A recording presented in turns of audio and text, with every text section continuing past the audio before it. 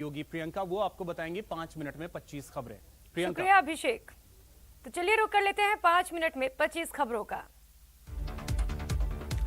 प्रधानमंत्री नरेंद्र मोदी आज 7 वैक्सीन निर्माताओं से मिले और भविष्य की जरूरतों पर चर्चा की। मुलाकात में Serum Institute of India, Bharat Biotech, doctor Reddy's laboratories, Zydus Cadila biological E, Gennova Biopharma और पेनेसिया बायोटेक के प्रतिनिधि मौजूद रहे। पीएम नरेंद्र मोदी ने गोवा के आत्मनिर्भर भारत स्वयं पूर्ण योजना के लाभार्थियों और हितधारकों से संवाद किया। पीएम ने वीडियो कॉन्फ्रेंसिंग के जरिए पीएम इस कार्यक्रम में हिस्सा लेते हुए लोगों को संबोधित किया। आतंकवाद के मामलों में बढ़ोतरी होने के बीच केंद्रीय गृह मंत्री शाह जम्मू कश्मीर दौरे पर हैं। उन्होंने श्रीनगर में सुरक्षा को लेकर हाई लेवल मीटिंग की। इस दौरान शाह सुरक्षा बलों से आतंकवाद को खत्म करने के लिए कहा। बैठक में शाह ने आतंकवादी हमलों और सुरक्षा के इंतजामों पर विस्तार से चर्चा की। शाह ने सुरक्षा बलों को साफ निर्देश दिए कि वे सभी साथ मिलकर काम करें और आतंकवाद को खत्म करने के लिए अंतिम लड़ाई लड़ें।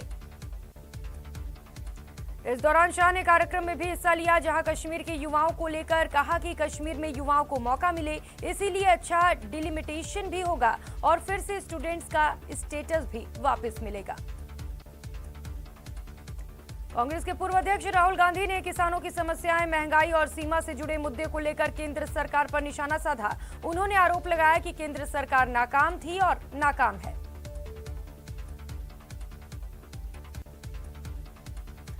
पश्चिम बंगाल में विजयी पताका फहराने के बाद मुख्यमंत्री ममता बनर्जी गोवा के सियासी रण में जाने की तैयारी कर रही हैं। वो अगले हफ्ते 28 अक्टूबर को गोवा दौरे पर जाएंगी। 40 सदस्यीय गोवा विधानसभा के लिए चुनाव अगले साल की शुरुआत में होनी है।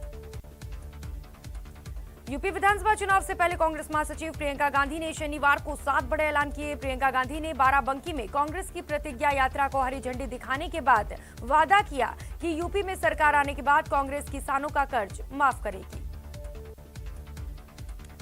सीएम अशोक गहलोत आज एक बार फिर बीजेपी और केंद्र सरकार पर हमला बोला और महंगाई और बेरोजगारी जैसे मसलों को लेकर भी हमला बोला और कहा कि आगामी चुनाव में जनता जवाब देगी।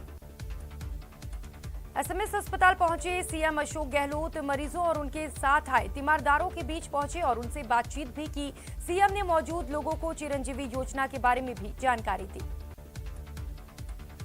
जयपुर में पूर्व उपराष्ट्रपति भैरों सिंह शेखावत की जयंती पर भैरों सिंह शेखावत स्मृति स्थल पर श्रद्धांजलि कार्यक्रम आयोजित किया गया। इस मौके पर राज्यपाल और कई बड़े नेताओं ने श्रद्धांजलि दी।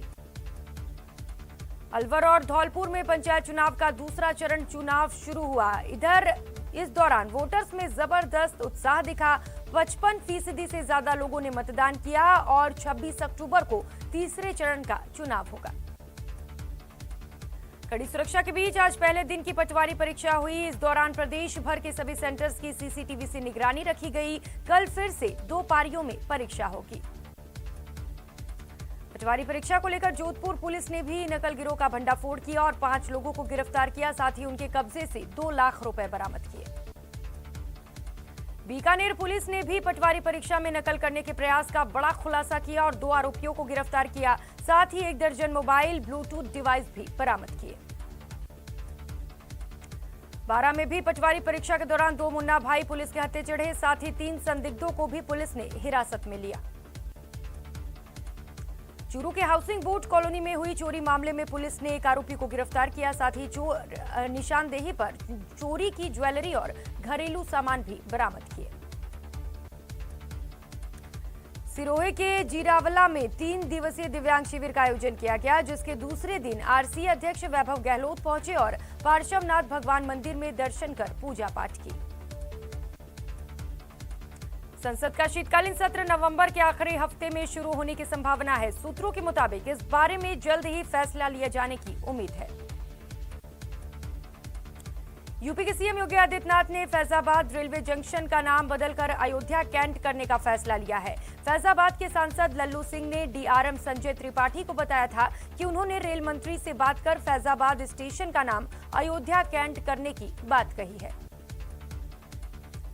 भारत पाक 1971 लड़ाई की याद में शिमला के रिज मैदान पर सेना के हथियारों की प्रदर्शनी लगाई गई। साथ ही विजय मशाल को भी रीस कर लोगों के लिए रखा गया। इस दौरान आर्मी बैंड का भव्य आयोजन किया गया।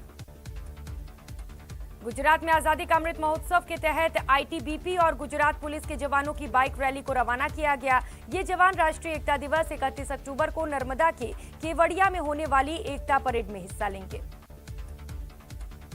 1971 युद्ध में जीत के 50 साल पूरे होने पर पूरे देश में स्वर्णिम विजय उत्सव मनाया जा रहा है। इसी के तहत मणिपुर में भी एक भव्य समारोह का आयोजन किया गया। नेपाल के जनकपुर से बिहार के जयनगर तक बनी रेलवे लाइन का हस्तांतरण किया गया। काठमांडू में आयोजित इस समारोह में नेपाल में भारतीय राजदूत विनय मोहन क्वात्रा और नेपाल की मंत्री रेणु कुमार यादव शामिल हुई। जम्मू कश्मीर सरकार ने वैष्णो देवी यात्रा के लिए कोरोना की नई गाइडलाइंस जारी कर दी है। नई गाइडलाइंस के मुताबिक अब मां वैष्णो देवी यात्रा से पहले लोगों को अपना आरटीपीसीआर या रैपिड एंटीजन टेस्ट जरूर कराना होगा। तीसरी लहर की आशंका के चलते फैसला लिया गया। और आगे की खबरें अभिषेक के साथ देखेंगे। अभिषेक, ओवर टू यू।